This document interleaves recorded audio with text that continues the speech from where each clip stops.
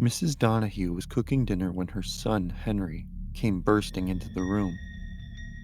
"Mom, he was in my room again. Please, please, I'm begging you, go look." Mrs. Donahue sighed before turning down the heat on the burner and following her son upstairs. When they got there were no signs of an intruder, no signs of anything out of the ordinary, and certainly no strange man lurking in the corner or crouching in the closet. "Henry, have you been taking your medication?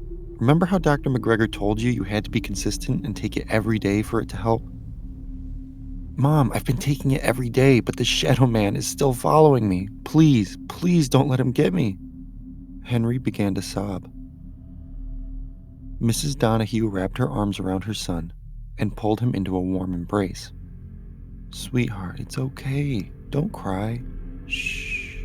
Don't cry, honey." Mrs. Donahue closed her eyes as her heart sank, seeing her child in so much distress. They stood in the boy's room like that for a while, mother holding son against her chest. When she opens her eyes, Mrs. Donahue is sitting in front of a checkerboard on a white table. "Where am I? Where's Henry?" She stands up, looking around for the exit. "Henry? Henry?" A small woman wearing blue scrubs and a stethoscope around her neck approaches her.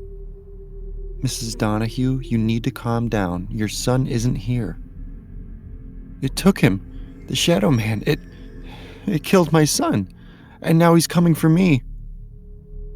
The nurse attempts to calm the distraught woman down, while another runs into the office to grab the doctor. "I'm sorry to interrupt, doctor, but Mrs. Donahue is at it again." The doctor stands up from his chair. "Is it Henry?" The nurse nods her head. The doctor sighs. He feels terrible for the poor woman, believing her dead son was killed by some sort of shadow man, her mind unable to accept that she was the one who found her son in his room, deceased from suicide. Now here she was, fearing that this monster was coming to deliver the same fate upon her. The strange delusions of a sick mind.